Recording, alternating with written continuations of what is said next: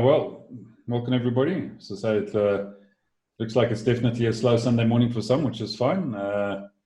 Glad to have you all on board this morning. Did everybody get the mail yesterday with Lee's links and get a chance to look at the articles and the document that she's put up?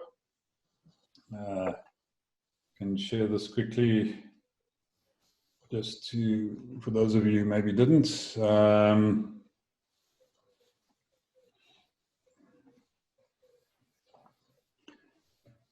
So, yeah, everybody see that?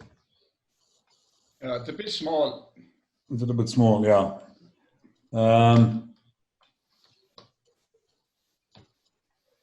I'm sure it probably is. Anyway, but that's the Google Doc that Lee started, which she's suggesting that we all contribute some of our stories in. I see that you do need to request edit access from her, or certainly I do. That'll be interesting to see if that document develops going forward, and the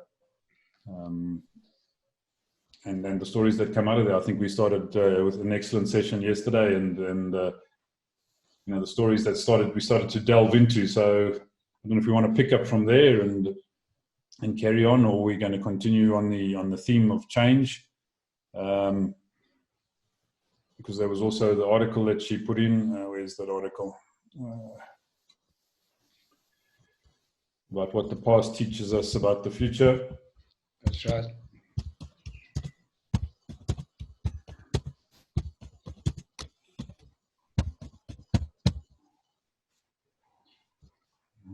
Which I think is one of her many great articles that she's been posting very, very regularly over the last. How long is it now? It's a good couple of months, eh?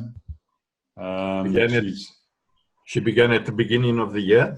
The moment she realized the direction she wanted to go down, Taking Wisdom's totally digital, she began putting all her thoughts into written content. Yeah. So Ivan, just let me just ask what the individuals here found compelling about yesterday, because for me, yesterday's session was extremely compelling. Did others find it compelling? Well, Trevor, as I shared with you, I thought it was one of the best sessions we had. Why was that? I mean, what made you feel that it was one of the best sessions? I felt a deeper engagement, a lot of passion, and really a deeply meaningful kind of conversation. Okay, excellent. Anybody else want to add their thoughts into that? I mean, how did you feel, Ian?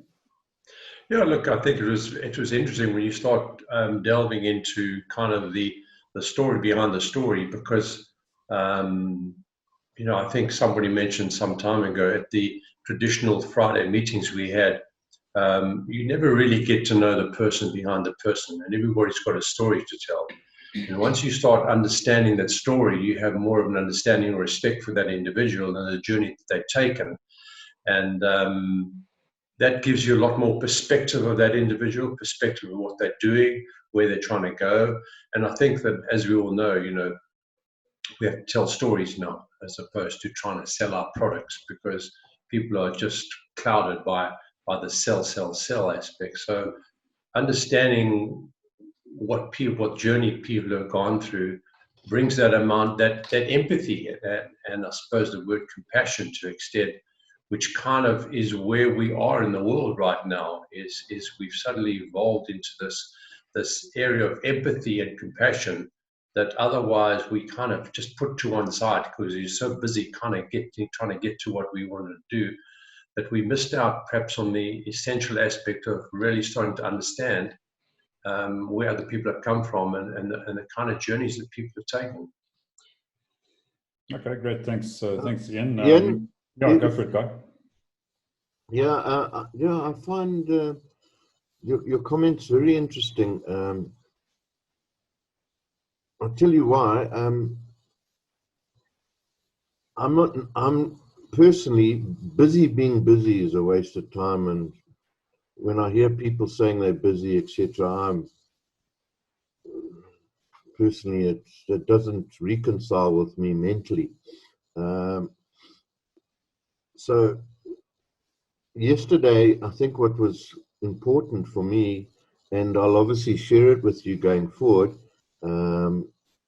is deeper in who I am and what I'm all about. But to me, it's always been about stories.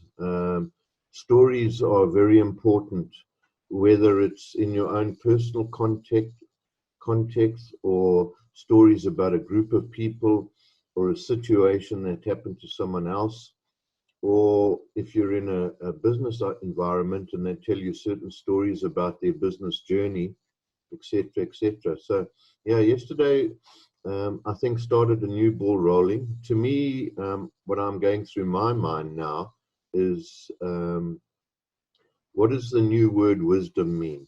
And I did post it to you guys, and maybe over time we can look at that. But what does wisdom actually mean today in this sort of new framework a new platform that we are working from? What does wisdom really mean?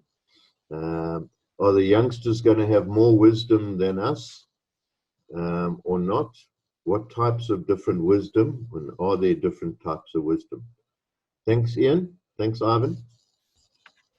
Great, thanks, Guy, for that. Morning, Jeffrey. Is that our Jeffrey video man without the video again? Jeffrey, are you with us?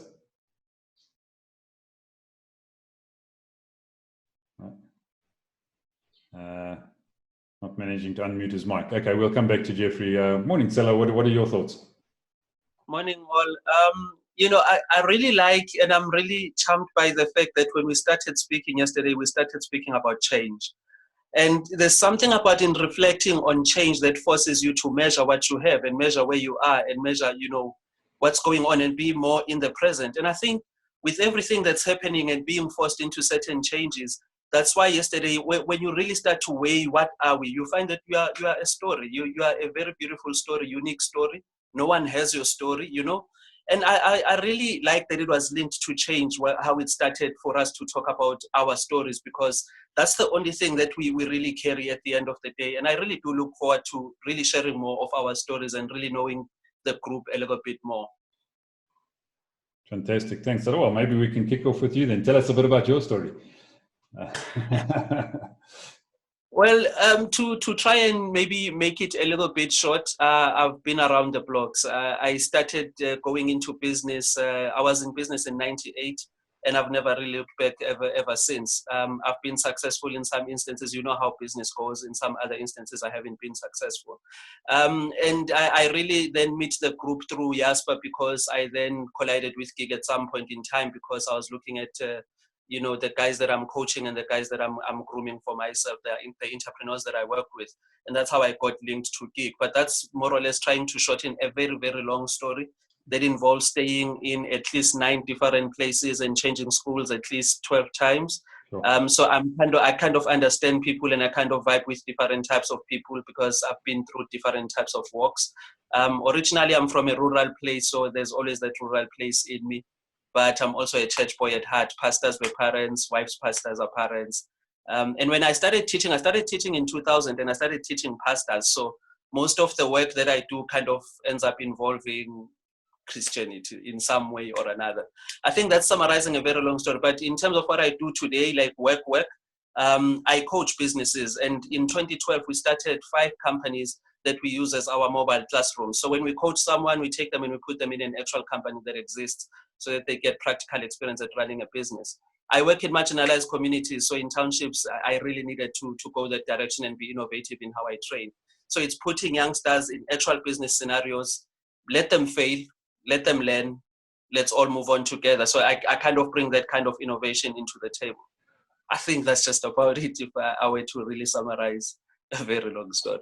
Well, I think there's some fascinating snippets that you've given us into your life, and I'd certainly love to love to drill down into some of those in a bit more detail. I mean, the one that really interests me is the story, the scenario that you've described now in terms of what you're doing, and actually having these entities that you're putting people into to learn and to fail, which I think is absolutely fantastic. Maybe tell us a little bit more about one or two of those businesses. What are those businesses? And what is the kind of processes that you're involving people in there? Because I think that's absolutely excellent and fascinating. I'd love to understand it a bit more. No, 100%. So one of the people that really drew me to this group is Trevor. We've met before. I don't know if he remembers. I was at the Fourways Chamber and I was talking about the waterless car wash. And the waterless car wash is the one that we've been pushing the most because it's easier to put people who are still starting out in business in a car wash scenario. But we've determined that all those 5 companies must have heavy innovation so that we at least play at a different pace. So with the waterless car wash, we don't use any water and we come out to your offices and we wash your cars, And it's a game of teaching guys that your business is to get cars to wash. Stop focusing on what media is saying, so it really gets people a little bit more focused. And with that one, another innovation that we're trialing out that we pushed for in 2018, we attempted a Guinness World Record to wash 2,000 cars without using water. So this is just after the drought and Cape Town and everything. And we thought, well, the most innovative thing that we can do is to set a Guinness World Record.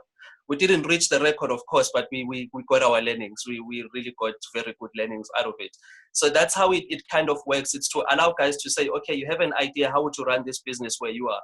So you'll find that the car wash as it stands right now, it's operational in at least 3 provinces. Because I've trained in those provinces. So, we may not be heavy on social media, but if I've trained a guy in Mpumalanga, in Limpopo, then the guy can continue running the car wash. I mean, it's almost like a franchise model, but it's not a franchise model because you look at your own circumstances, you look at your own market and respond to the market. So that's how the businesses kind of work. I'm just pulling one that is kind of the one that has the most success stories, I think. Okay, no, that's great. Trevor, I'm sure you'd love to chip in there and ask a few questions.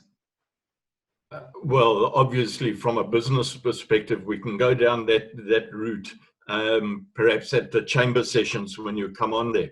But what I'm interested in, Clelo, is getting back to where are your roots? Where did you grow up? So where did you spend the first 3 to 5 years of your life? I want to pinpoint where you came from. That's actually a tougher question for me than the question, what do you do? Parents were moving around a lot. It was during South Africa's hyper time. So people were hyper and things were happening. I can't really summarize a little more than that, except to say, I remember Herman's comment when he was talking about, after some of the abuses that you go through when you are growing up, that sort of a thing, because of parents being involved in whatever, maybe political landscape, etc. So it's if I can just come in there, did you have activist parents at the time?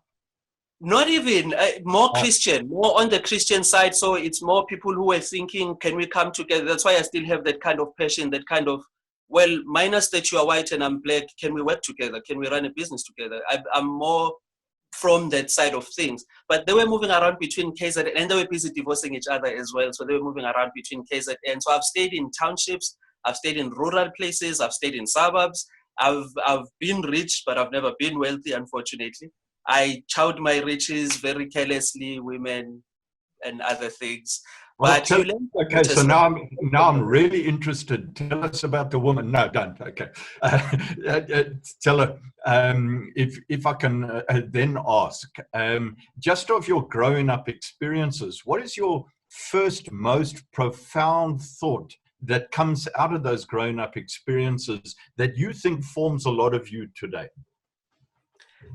In fact, I'll give you one that it may not be from when I grew up necessarily, but the one that just keeps coming back and keeps coming back and keeps coming back. And every time I try to write, I land on that point. I think I'm just growing more and more to shy away from competition. I think the real cancer of the society is competition. I think that the real pandemic of the society is loneliness. I think that people want to connect, people want to know other people, people actually want to be helpful. Sometimes they selfishly want to help themselves, but the one lesson that keeps coming back to me is, Buthelezi, don't compete, rather compliment. Don't compete, choose to compliment. It's only when somebody else then chooses to compete with, and I'm in the business space, so I understand competition, but I also understand the psychology of it, because some of the things that I studied in the past, which is what I didn't mention earlier, it's things like NLP, it's things like metaphysics. So I kind of understand that story that we tell ourselves that ends up being our truth. Just don't compete, which is, that one keeps coming back. That one never, it always just stays with me. There's this phrase that my wife and I use when we teach. My wife is a personal, she's a self-love coach. And we use the statement where we say, don't compete, complement. So I think that's the one, Trevor, that, you know, always resonates with that. That's the one that I want to be my legacy, to be remembered for. Don't compete, complement. And if I can ask, and please, anyone else, just chip in if you want to actually chip in. When did that come up as a profound input in your life as a youngster? So what affected you as regards competition? So the most successful business that I had was actually the one that started in '98, and I was very young, I was very naive. I met a guy from Mozambique who was, you know, very open-minded, who taught me everything that I kind of know today about business, who set me on a channel at least. With that business, when it fell apart, when I lost everything, I also kind of lost relationships and lost family. So my work has always been around relationships, because then I did what most people do when you lose everything. I ran back to church. And I do have church roots. So when I was at church, I realized that what's really frustrating me, even with this collective, with this community, is that there's too much competition. Then I looked at what happened with my parents. Why did they divorce? Too much competition. When a man and a woman compete when they are in the same household. Then I started seeing it for myself, because once I went to church, I went a little bit more quiet. I started to meditate a lot. It wasn't your church type of, it's actually a prophetic house. They call it a prophetic house. And the prophetess would just make us meditate. Half the time you're just quiet. You're just keeping to yourself. So you learned exercises like go for a day without mentioning yourself and just absorb and just observe. While I was doing that, Trevor, that's when I think that thing just built up of, well, what is a real challenge then for people to get along? Just that initial, it's competition. Obviously, through the years, it has grown and grown and grown and grown to really trace it to even Genesis. How did competition get introduced, you know, that sort of thing. Very, I think Ian wants to have a comment there. Turn out, Ivan, but I don't know. I'm just going with it as well. I think that Tello has in fact just answered Guy's question that he asked about what is wisdom. And for me, it's very profound. I mean, for you to say what you just said is really, for me, profound. And in fact, competition is the enemy at the moment in terms of trying to do business. And secondly, your comment about people are lonely. It's absolutely true and absolutely amazing that despite technology, despite everything else, probably because of technology, individuals, especially entrepreneurs, are actually becoming lonely. So, Guy, I think you just found the answer to your question, what is wisdom?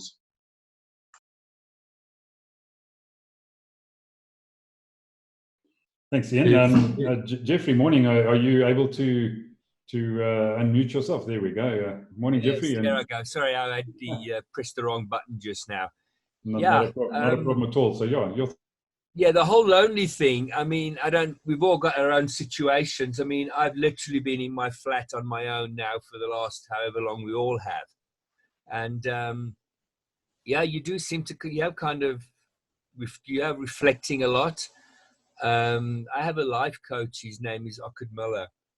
And, you know, we've been sort of communicating a bit over emails and what have you, and a couple of calls.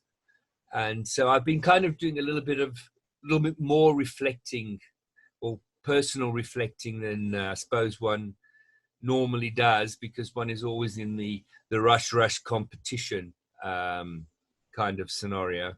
So, yeah, I'm just sitting here in my studio. I try to, I mean, because of my normal work situation, is I'm a bit of a night owl. So, you know, I went to bed at 4:45 this morning, when I eventually got into bed after doing stuff, watching YouTube, watching movies, you know. So, yeah, I normally spend more hours of the day in the dark than I do during the day. But anyway, but yeah, it's kind of interesting. So I woke up this morning and realized, oh, yeah. So here I am. But yes, it's a very interesting it's a very interesting, just have some kind of debate and chat in the morning. Yeah, I'm going to do my best to be up in time for some of the ones next week as well.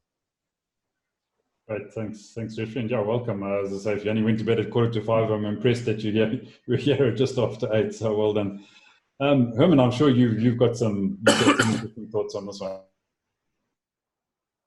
Well, Cello's remarks about competition strongly resonates with me, because let's face it, because of the competitive nature, even in business, we have been raping Mother Earth, and we need to stop doing that, because we're taking a lot more out of nature than nature can reproduce. In other words, the reproduction rate is a lot slower than what we are taking out. And for me, the answer is not in competing to solve those problems, but in collaborating.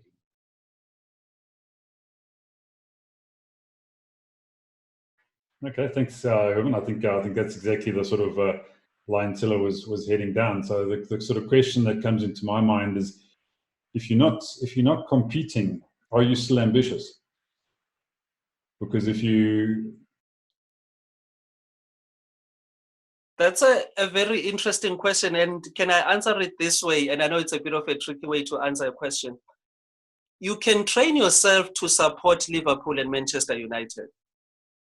So ambition for me is, I see it very differently, because we can both be right. And I think with competition, it brings the notion that for me to be right, you must be wrong. And that's where I find some of the challenges come from as well.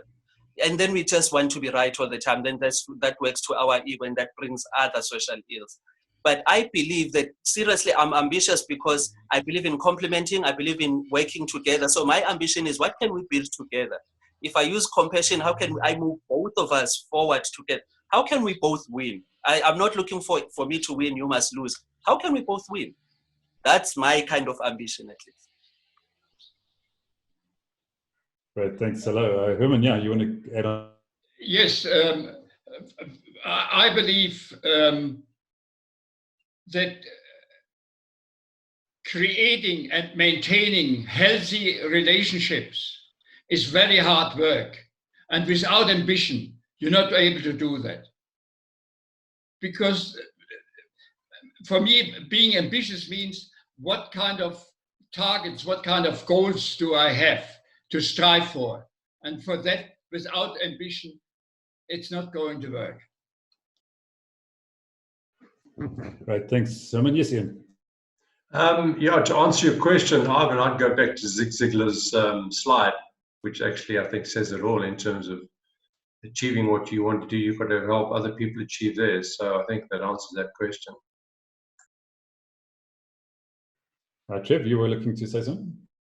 Yeah, I think these guys are pushing all my buttons here, because I grew up in a highly competitive environment, right from the youngest of days. My old man was a boxer, and he was a damn good cricketer and a good rugby player. And so from very early on, I saw him competing at really high levels. And then from a young age, I got involved in things like cadet band competitions, where I got into national competitions and won trophies, which I didn't understand, but we were in competition. And I would never have won the trophies if I didn't stand up to actually compete and put myself against other individuals. And then, you know, I only learned to swim when I was 12 years old, and I was starting to play provincial water polo at 14. And it was because of a highly competitive mindset. I couldn't even pick up a ball when I was about 13 and a half. But 6 months later, I was playing provincial water polo with guys who were twice my age, and they were Springboks and all that sort of thing. And I put that down to a highly competitive spirit at that stage. The type of people I interacted with were highly competitive. They didn't worry about a 14-year-old. They kicked their head off our shoulders if they could do it. And then as I started getting into business, I was also lazy, but I loved being a loner. So I would go out into the surf for many years, and I would myself on my surf ski would be out in the surf, and that really rolled over into my lifestyle today, where I love to be a hermit. Many years ago when the internet came out, I got a website, mydreamisland.com, and I worked out how I could actually go and live on my own dream island, because that was my absolute dream, and it would get me away from all the competitive urges that I had all the time.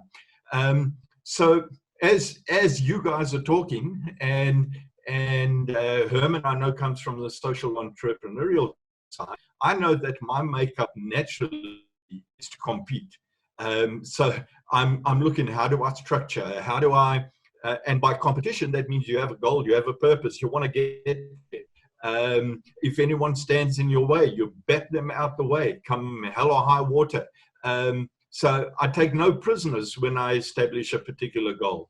And if I set that goal, I know that one of the things that I have is complete persistence. I'm going to keep driving through until I hit that blooming goal. Now, is that competitive? Or is that... you use the word collaborative. I don't know that they are two opposites, because I think you can be highly competitive in teams. You can actually support you, and they collaborate with you to achieve a team goal, etc. So I'm loving this discussion, because I know all the interactions are coming from different perspectives. Are we in a different time in society where relationships are important and collaboration is important? I don't think society has changed at all. I just think all that's happening is that the times and the technology is magnifying our strengths and also our weaknesses. Thanks, Trev. Just go to Ian quickly, and then I'll come across to Herman. We are sort of... Look, I'm hearing what Trevor says. I think from an early age, we're taught to be competitive, whether we're at school competing against guinea fowl, who did kick our butts a lot of time in rugby, but we had pretty girls that had no girls at school. But whether it was, we grew up with this competitive environment, and I certainly didn't achieve any of what Trevor achieved from a sports point of view. But I know that you have to be competitive sometimes in yourself, and you have to be perseverance. When I was learning to fly, it was the same thing. When I first got into airplane, I thought, how the hell am I ever going to fly this thing? So it's that competitive spirit. I think that what Sela is talking about is from a business perspective, and from the Chamber's point of view, we're talking about cooperation, we talk about working collaboration, working together to achieve our objectives.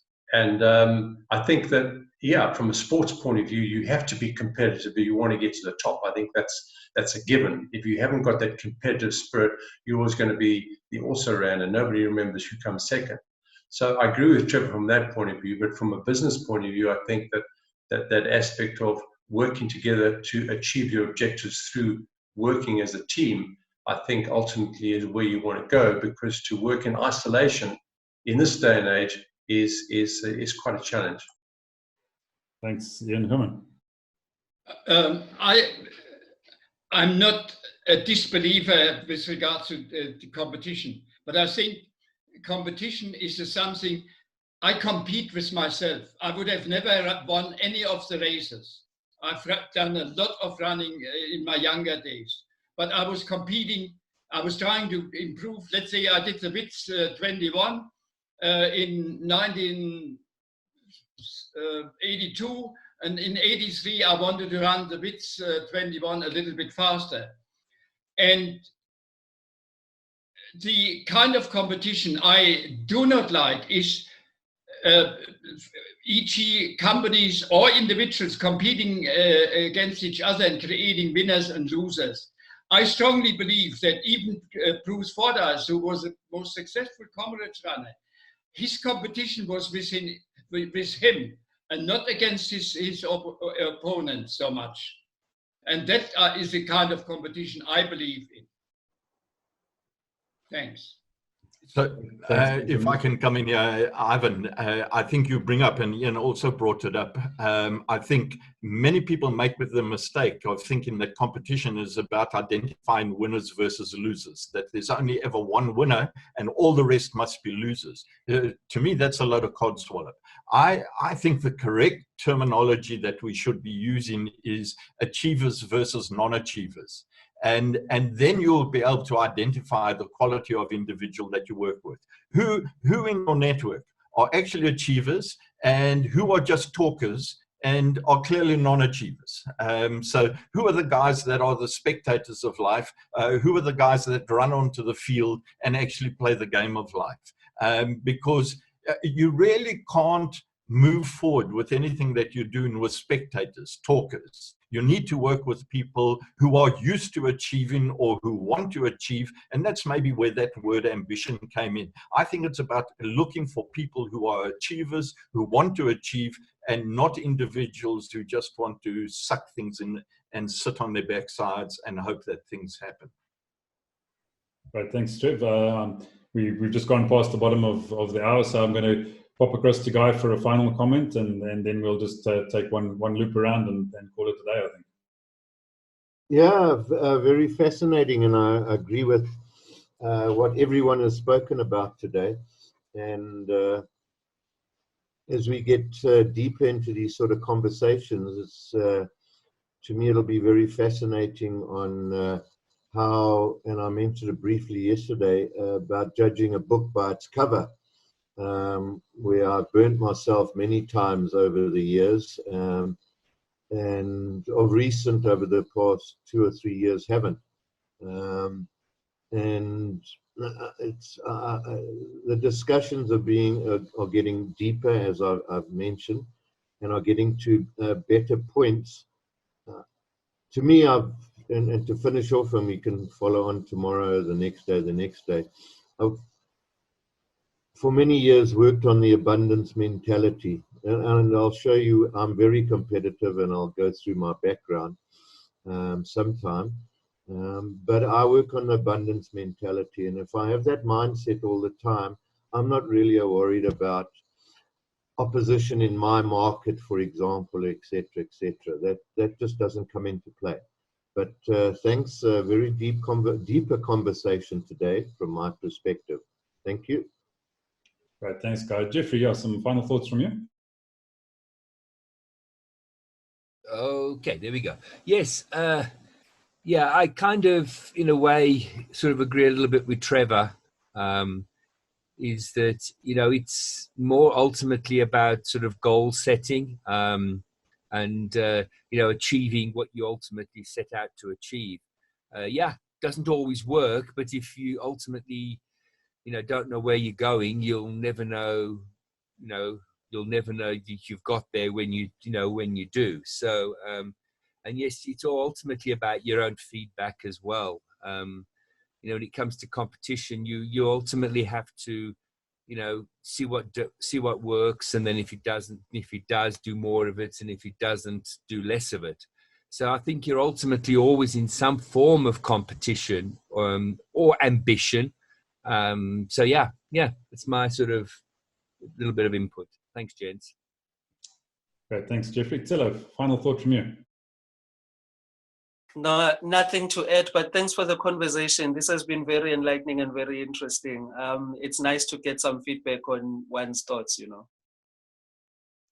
Great, thanks. Hello, Herman, final word from you? If there's agreement, I'd like to share a little story tomorrow morning. It's entitled "Build Bridges, Not Walls," but it gives you a very good indication where I come from and who I am today. It's about six minutes. If that's acceptable, I'd like to share it with you. Great, thanks, Herman. I'm sure that's fine. Trev, any final words from your side? Yeah, I think I'm just starting to think are we all here on this forum a bunch of achievers? And what is the future achievement we're all heading down for individually and perhaps collectively? So I love the idea that this is going to roll out over a number of days, weeks, months, maybe even years. and we grow it bigger and bigger. So I'm excited about, excuse me, the way that this is rolling out. Yeah, I must say. Great, thanks, Trevor. And I'd just like to comment in terms of one of Guy's early questions. You know, what is wisdom? What is wisdom's? You know, for me, and I think we've touched on it in different forms this morning. For me, wisdom is applied knowledge. And I don't think it matters what age you're actually at. If you are taking knowledge and you're applying it, then you must be wise in my book. So let me finish us off with that thought. And great conversation, guys. Thanks very much. And look forward to seeing you tomorrow morning at 8:00. Cheers.